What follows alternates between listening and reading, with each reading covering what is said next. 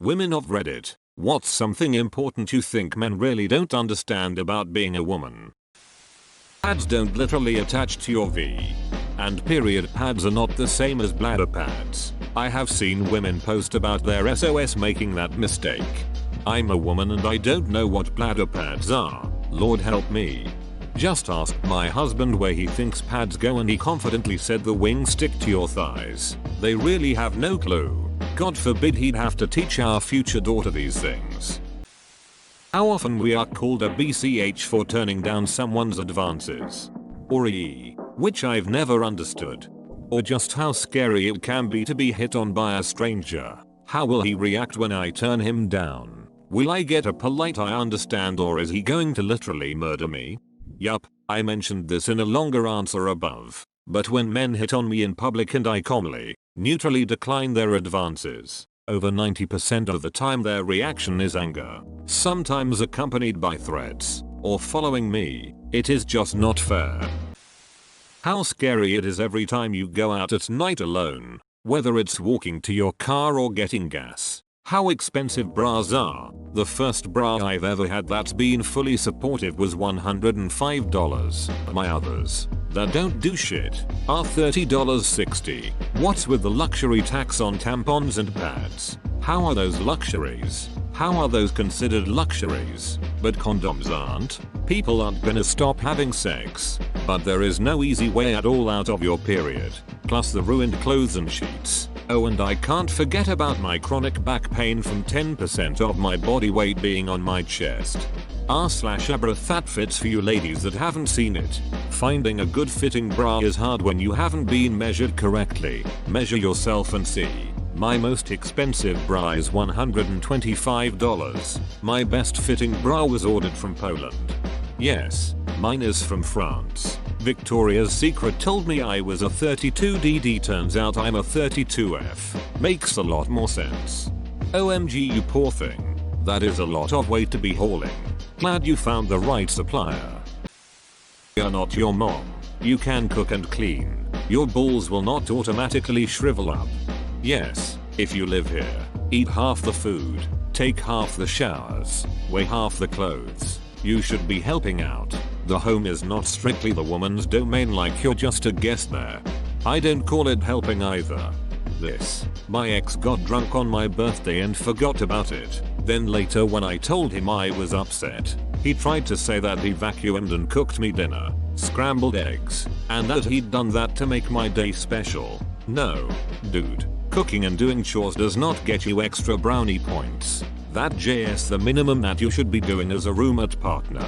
Needless to say, him getting mad at me for telling him my feelings was the last straw. Broke up with him 2 days later and made him move out.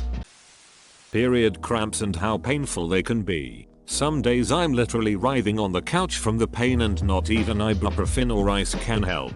It can last hours and it feels like someone is constantly chewing my uterus with sharp fangs. If I say I'm staying home from work school for period cramps, I'm not being a wimp. I cannot even think through the pain. It's not every period that I get them that bad, but when I do, oh boy. I'm a lesbian and I don't think my own girlfriend understood how much pain I was enduring my period because I have endometriosis. I had excision surgery last year and it really sunk in for her when the surgeon showed images of my ovary fused to my abdominal wall. Holy shit, I knew endo is bad, but literally fusing across organs is fucking insane. Mother Nature fixed you gals bad. Yes, my uterus and intestines were fused together. Had to have 3 surgeries. The non-stop mental energy we devote to maintaining our safety, in public, at work, in every interaction we have with a man we don't know well, and sadly sometimes also with men we do know well, in our homes, in our cars, on the internet, it doesn't ever stop. I'm not saying I'll live my life in fear. It's so ingrained that I wouldn't even personally call it a burden, but it's certainly additional mental red tape. Every single decision or circumstance needs to be evaluated, often instantaneously. Not the person you're replying to, but a 24-year-old woman who can chime in with one of the things I personally think is pretty helpful. It may not be not universal, but you probably won't offend or intimidate anyone with this. If you're introducing yourself to a woman in public, The least threatening way is to introduce yourself and then give her an out. If you're at a bar, approach her and say, "Hey, I'm so and so. I think you're really cute. Insert compliment of your choice here. I'll be over there for a while if you wanna talk." Basically introduce yourself, state your intention, and go away. It puts no pressure on her if she's not interested, but opens a clear opportunity if she is. If it's not a romantic sexual attraction, you can use the same formula and tailor it to whatever is appropriate. Personally, anytime a guy has introduced himself in public and left right away, giving me the option for follow-up, it feels much more comfortable than a guy who's just gonna hang around. Yeah, that's a really good idea. Hanging around is always the part I feel the most uncertain about also. I see how maybe it's not universal, but I think it's a really good way to let someone have a choice. Thanks for responding. I never thought of this before. Very smart suggestion. And not just for the security safety reasons outlined. Lifeline for all those nervous males out there without malevolent intent but who are too shy to say hello. You know who you are. A real landmine that is responding to DMs. If I ignore you, I'm a BCH. If I'm friendly, I'm leading you on. If I tell you I'm married right off the bat, I'm conceited for assuming that you were trying to flirt with me, even if you very clearly were. That sucks, baby. I would never do that to someone as beautiful and smart as you. See? Guys, see? That's how obvious it looks to every woman. They've consumed an entire smorgasbord of flirting by the time they're out of high school.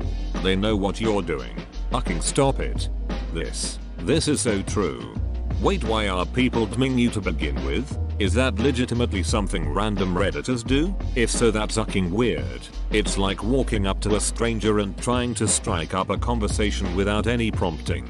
Edit. Some of these responses are surreal. I knew this shit happened somewhat, but not that it was, I guess, so commonplace. That sucks and I'm sorry to hear it for anyone who has to put up with that shit.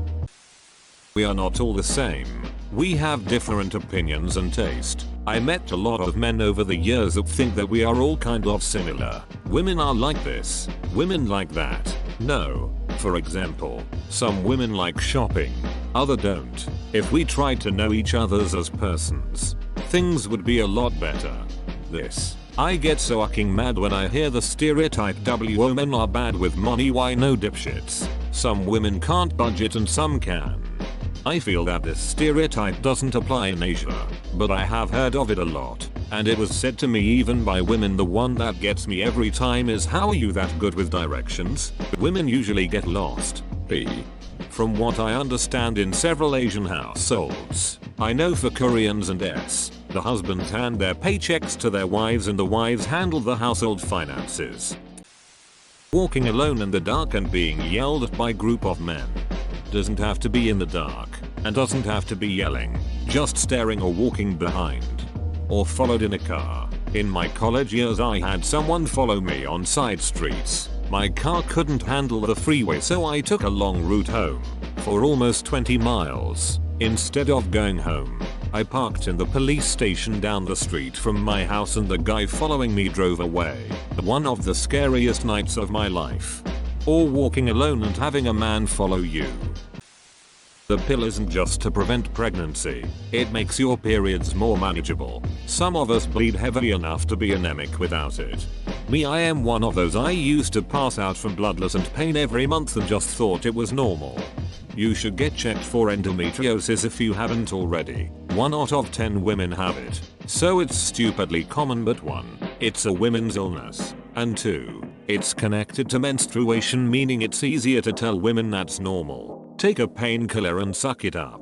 Yes and yes. I love the pill. I have such quick and pain-free periods on them, but off the pill, I often have to skip work. My period pain is so bad that the threat of being physically overpowered feels very real, not just in the context of being sexually indulged, but in general.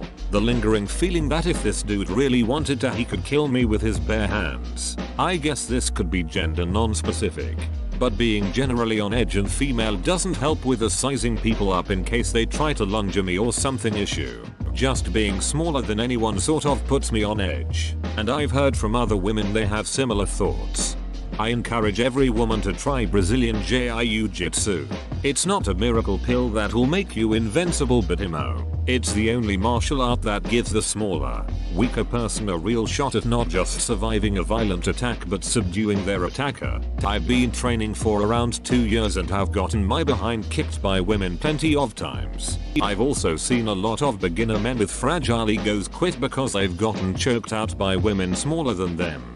I'm a purple belt, and honestly I can say that the fear of being overpowered is still there. If anything, it's more real now than it was before. I've been injured so many times by spazzy white belt guys who just straight up don't understand that they can easily break something with their flailing. I know that despite all my years of training, all of the sparring, all of the competitions, in my featherweight and in absolutes, a big enough dude could easily hurt me anyway. Sure, I have a much better shot now than I did before, but that fear doesn't go away, although I do enjoy crushing the occasional ego. And I'd like to encourage men to do better. Hints don't work. Clues don't work. If you say you're fine, we will believe you, or pretend to do so, because drama sucks. If you say go ahead, if you want to, we will. Nothing. We can think about nothing. We're generally taking in information at that time. It's a genetic product from 10,000 years of hunting and being hunted. We really don't care where we eat, as long as we eat soon.